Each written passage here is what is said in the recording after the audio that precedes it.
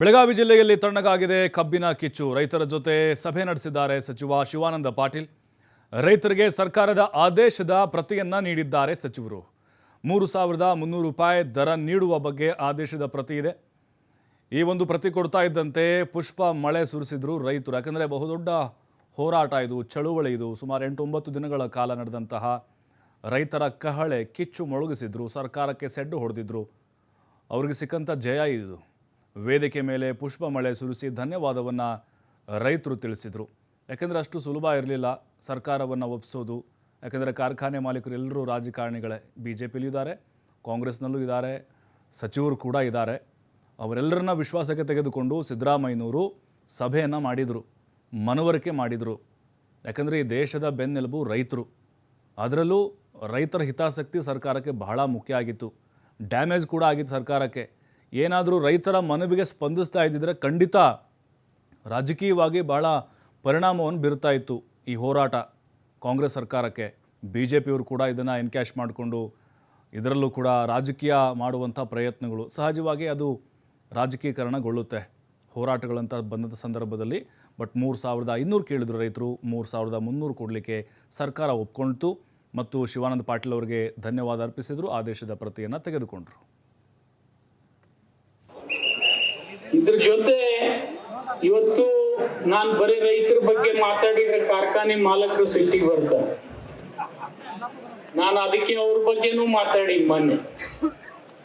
ಅವ್ರಿಗೂ ಕೆಲವು ಸಮಸ್ಯೆ ಇದಾವೆ. ಈಗ ಅವರು ಉತ್ಪನ್ನಗಳು ಒಳ್ಳೆ ರೇಟಿಗೆ ಮಾರಿದ್ರೆ ಅವ್ರು ನಿಮ್ಗೆ ಒಂದ್ ಸ್ವಲ್ಪ ಹೆಚ್ಚಾಗಿ ಬೆಲೆ ಕೊಡ್ಲಿಕ್ಕೆ ಆಗ್ತದೆ.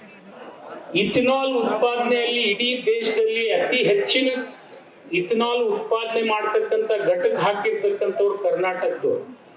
ಅದು ಮೋದಿ ಅವ್ರ ಮಾತು ಕೇಳಿ ಹಾಕ್ಯಾರವ್ರು. ಇಥನಾಲ್ ಪೆಟ್ರೋಲಿಗೆ ಸೇರಿಸ್ತಾರೆ, ಡೀಸೆಲಿಗೆ ಸೇರಿಸಂಗಿಲ್ಲ, ಪೆಟ್ರೋಲಿಗೆ ಸೇರಿಸ್ತಾರೆ. ಅದನ್ನ ಉಪಯೋಗ ಮಾಡಿ ಹೆಚ್ಚಿಗೆ ದರ ಬರಲಿ ಅಂತ ಹೇಳಿ ಒಂದು ಪಾಲಿಸಿ ಹಿಂದೆ ಆಗಿತ್ತು. ಅದನ್ನ ಅವ್ರು ಇಂಪ್ಲಿಮೆಂಟ್ ಮಾಡಿದಾರೆ, ನಾನು ಇಲ್ಲ ಅಂತ ಹೇಳೋದಿಲ್ಲ.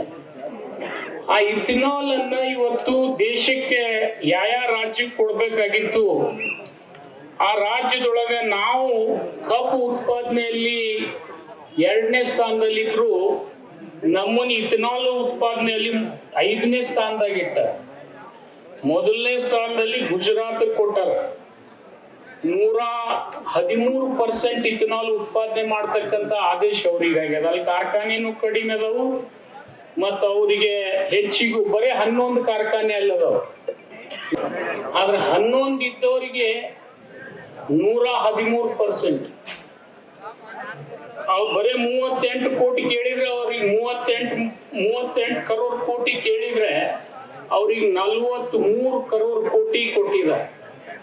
ಕರ್ನಾಟಕದವ್ರು ನಾವು ಸಚಿವರು ಬರ್ತಾರೆ, ಆರ್ಡರ್ ಕಾಪಿ ನೋಡಿ ನಮ್ಮ ರೈತರು ಈಗಾಗಲೇ ಈ ಬೆಳಗಾವಿ ಜಿಲ್ಲೆ ರೈತರು 3,300 ರೂಪಾಯಿ ಮೊದಲನೇ ಕಂತಾಗಿ ಕೊಡಬೇಕನ್ನುವಂಥ ವಿಚಾರಕ್ಕೆ ನಾವೆಲ್ಲ ಕೂಡ ಚರ್ಚೆ ಆಗಿತ್ತು. ಒಪ್ಪಗೊಂಡಿದ್ದಾರೆ. ಅವರು 3,250 ಕಾರ್ಖಾನೆಯವ್ರು ಕೊಡ್ತು ಅಂತೇಳಿ ಇರ್ತೀವಿ. ಸರ್ಕಾರ 50 ರೂಪಾಯಿ ಕೊಡುತ್ತೆ. ಅದು ಸರ್ಕಾರ ನಮ್ಮದು ಕಟಾವು ಸೀಸನ್ ಮುಗಿದ ನಂತರ ಕೊಡುತ್ತೆ. ಯಾಕಂದರೆ ಹಾಗೆ ಕೊಡಬೇಕು, ಹಂಗಿರುತ್ತೆ. ಕೊಡ್ತಾರೆ, ಮಾತು ಕೊಟ್ಟಿದ್ದಾರೆ, ಭರವಸೆ ಇಟ್ಕೋತೀವಿ. ಮತ್ತೆ ನಮ್ಮದು ಇದೇನು ಮುಗೀತಲ್ಲ, ಇದು ಸಾಂಕೇತಿಕ ಹೋರಾಟ ಮುಗೀತು. ಅಧಿವೇಶನ ಇದೆಯಲ್ಲ, ಡಿಸೆಂಬರ್ 8 ತಾರೀಕು ಪ್ರಾರಂಭ ಆಗುತ್ತೆ. ಮತ್ತೆ 1 ಟನ್ನಲ್ಲಿ 1,000 ಕೇಂದ್ರ ರಾಜ್ಯ ಸರ್ಕಾರನೂ ಕೇಳ್ತಾ ಇದ್ದೀವಿ, ಕೇಂದ್ರ ಸರ್ಕಾರ ಕೇಳ್ತಾ ಇದ್ದೀವಿ. ಅಲ್ಲಿ ಹೋರಾಟ ಇದೆ, ಅಲ್ಲೂ ಮತ್ತೆ ಇಸ್ಕೋತೀವಿ. ಕೊಡೋದೇ ನಮ್ಮ ಉದ್ಯೋಗ, ರೈತರಿಗೆ ಲಾಭ ಮಾಡೋದು. ನನ್ನ ರೈತ ದೇವರುಗಳು ಆರಾಮಿರ್ಬೇಕು ಅಷ್ಟೇ ನಮ್ಮ ಹೋರಾಟ, ಮತ್ತೇನಿಲ್ಲ. ಸಚಿವರು